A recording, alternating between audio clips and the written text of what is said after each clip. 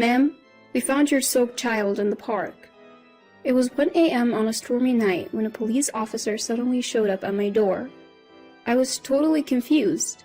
After all, my 2-year-old daughter was peacefully sleeping in her bed. The officer had with him a little girl, around 4 years old, wearing tattered clothes and looking frail. She stared at me trembling with tears in her eyes. The officer showed me a note the girl was clutching and had my name and address written on it. Could it be? I suddenly hugged the little girl, and a flood of memories rushed back into my mind. I am Susan, a 33-year-old housewife. I live with my husband Michael, who is the same age, and our 2-year-old daughter Sarah. We have a happy life together, but I have a past I'd rather not remember. It was 5 years ago. I got married for the first time when I was 28. My husband was Joseph, my boss at the company where I worked. Joseph was a generous mentor, and I admired his confidence and his ability to put people at ease. When he asked me out, I dated him for about 6 months and happily accepted his marriage proposal. My family also seemed to have a good impression of him. In particular, my sister Lisa, who is 5 years younger than me, was thrilled to have a great brother-in-law. Joseph even told me I was surprised he had such a beautiful and cute sister. Lisa was indeed adorable, both in looks and personality. When we were little, she would always follow me around saying, "Susan, I love you." We were really close sisters. After getting married to Joseph, Lisa started coming over to our new home more frequently. Joseph is so mature. I really look up to him. The guys around me are just kids in comparison. I'm flattered that a cute girl like you, Lisa, would compliment me. I felt uneasy watching Lisa grow fond of Joseph and my husband seeming to enjoy the attention, but my intuition eventually proved correct. One day, they both vanished, hand in hand. They left behind a note saying, "Susan, I'm sorry," along with filled-out divorce papers. Life can be dramatic, but who really goes through something like having their husband and sister fall in love? Why couldn't they have just been honest with me? I would have been willing to let Lisa have Joseph. If I could utterly despise them, maybe it would be easier. But in my case, that wasn't how I felt. I filed for divorce immediately, ending my brief marriage within a year. The one who saved me from the depths of despair after being betrayed by my loving husband and sister was my current husband, Michael. We had originally met in a college club. Michael proposed to me 3 years ago after supporting me through my recovery, and we remarried. Our daughter Sarah was born, and life had been peaceful. Then, it happened. Suddenly, at 1 a.m., our doorbell rang incessantly. Despite a raging hurricane outside, I got out of bed after patting my sleeping daughter's head, wondering what on earth was going on. With my husband away on business, I peeked outside cautiously and found a police officer standing there. "We found your soaking wet child in a nearby park." "What? My daughter is sleeping in her bed right now." "That's strange. The child has a note with your name and this address. Could you please open the door to confirm?" When I opened the door, standing there were the police officer and a skinny, drenched little girl about 4 years old. She was dressed in tattered clothes. The note she clutched read, "Please take care of this child," and the handwriting looked familiar. I couldn't help but kneel down and take her icy cold hand. Tears filled her eyes as she stared at me and shivered. "This girl is..." Suddenly I hugged her tightly. Memories flooded back to me. I used to hug my younger sister Lisa, who was 5 years my junior, just like this. The child was the spitting image of Lisa, and there was no mistaking that the handwriting on the note was hers. I told the police, "This child is likely my sister's." But what was such a small child doing alone in the park in the middle of the night? "What's your name?" "Jennifer." "Jennifer? Why were you in the park?" "I came to this house with Mom, then Mom disappeared, so I was looking for her." Young Jennifer couldn't explain any further. Worried, Jennifer shivers every time the howling wind and rain intensify. I softly assure her, "She's soaked. If I don't get her into a warm bath and change her clothes, she'll catch a cold." I had some larger clothes a friend had given me, which their kids had outgrown. I got those ready for her. While I'm helping Jennifer out of her clothes in the bathroom, I let out an involuntary gasp. Unbelievably, her body has multiple bruises as if she's been pinched and slapped. My heart tightens thinking what she's been through with such a small body. To top it off, she's wearing a handmade charm hanging from her chest over her undershirt. Curious as I am about it, I put it aside for now and get her into the bath. After the bath, when I comb her hair and dress her in clean clothes, Jennifer looks remarkably refreshed and adorable. She's thin, but she strongly resembles my sister Lisa when she was young. I'm convinced Jennifer is Lisa's daughter. I took her into bed, wrap her in a blanket, and hug her. "Rest easy. Good night," I say. She murmurs, "So warm," and, reassured, falls deeply asleep. The next morning, while Jennifer and Sarah are still sleeping, my mobile phone rings. An unknown number. Cautiously, I answer. No one speaks, but I can hear faint breathing. "Lisa, is that you?" "No, it's me, Joseph. Long time. Glad your number hasn't changed, Susan." "It's my ex-husband, Joseph. What do you want now?" "Strange question, but are you taking care of a girl?" I hesitate, but feign ignorance, recalling last night. "What are you talking about? How's Lisa?" Joseph avoids answering and hangs up, saying, "Never mind then." In truth, after Jennifer had gone to sleep, I'd opened the charm and found a letter inside. It read, "Susan, I'm sorry, I know I can't ask for favors now, but please take care of my daughter, Jennifer." Additionally, the letter had shocking revelations that left me trembling with anger. It also provided the location of the bar where my sister works, so I decided to go meet her. I'll leave Sarah and Jennifer with my mom at our family home. Seeing Jennifer, my mom softly holds her and says, "She looks just like Lisa," tears filling her eyes. A week ago, Lisa suddenly called. She said she wanted to apologize in person and asked for your address. So that's how she found me. I had my reservations, but she seemed desperate and kept insisting, so I reluctantly agreed. "I'm sorry." "You did nothing wrong, Mom. Thanks to you, I might be able to help Lisa." "What?" "I'm entrusting these kids to you for that reason."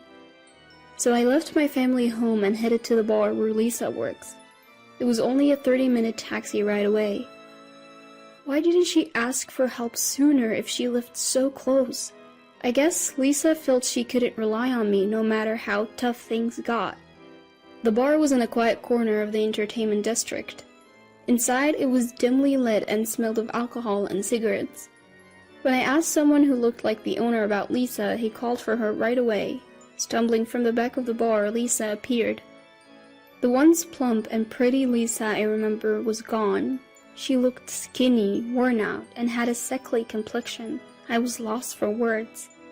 Lisa, who was still in her 20s, looked like a worn-out woman in her 40s or 50s. "Is that you, Lisa?" "Yeah, Susan, I'm sorry." After she finished saying this, Lisa stumbled and collapsed into my arms. That's when the owner coldly said, "She's not feeling well and can't work. Take her home."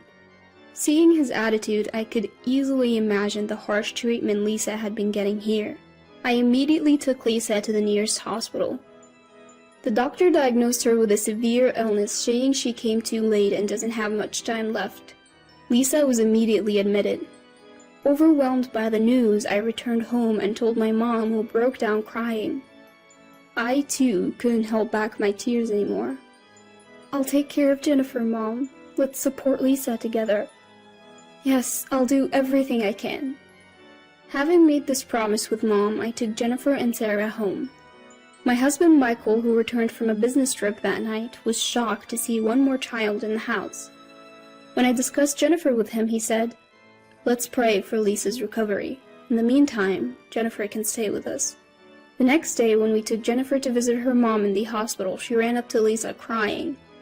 "Mom, I've missed you." "Jennifer, I'm sorry. Are you okay?" "Yeah, I'm fine. Aunt Susan is really nice." Tears in her eyes, Lisa lovingly stroked Jennifer's hair. My sister thanked me and gave me something to help protect Jennifer. From then on, Jennifer stayed with us and we occasionally took her to see Lisa in the hospital. After about 10 days, Jennifer, who had been so frail, started to look healthier and even smiled a bit. She grew fond of Sarah, almost as if they had been sisters forever. Just when I was happily watching the two of them play, I got a call from my mom back home. "Joseph just showed up at the house," she said. "I am demanding to know where Lisa and Jennifer are. Hand them over right now." "I got scared and gave him your address. I'm sorry. Get out of there before he finds you." I was hurriedly getting the kids ready to leave when the doorbell rang multiple times. Could it be Joseph already? I peered outside, and sure enough, there he was, face red with anger. Seeing him like this, something in me snapped. Despite Lisa withering away, Joseph looked like he'd put in weight, even getting chubby. I opened the door and Joseph immediately started accusing me. "Heard you got remarried and live in a nice house, enjoying the high life, huh?" "That's none of your business," I retorted. "I know Lisa and Jennifer are here. Bring them out now." "Even if they are, I can't hand them over to you." "I need Lisa to work or we don't have money. Bring her out." At that moment, Jennifer burst out and screamed, "I hate you, Dad. You always bullied Mom." "What did you say, you little brat?" Joseph tried to slap Jennifer, but I immediately stepped in between. "Lisa is in the hospital because of you. She's sick because you forced her to work and didn't allow her to get medical treatment." I had read about Joseph's recent behavior in a letter from Lisa that was inside the charm Jennifer was wearing. When Lisa got pregnant, she and Joseph left home together. Soon after Jennifer was born, they were broke and struggling. Joseph then began verbally abusing Lisa and Jennifer, saying, "This is all your fault." He took all the money Lisa earned from her job at a bar and squandered it on gambling and fun. They were left without even food. Eventually, the stress piled up and Lisa fell ill, but they had no money for medical care. My sister had written, "I won't be able to raise Jennifer if things keep going like this. At least I want to save our child." So she thought it would be best to entrust this matter to me.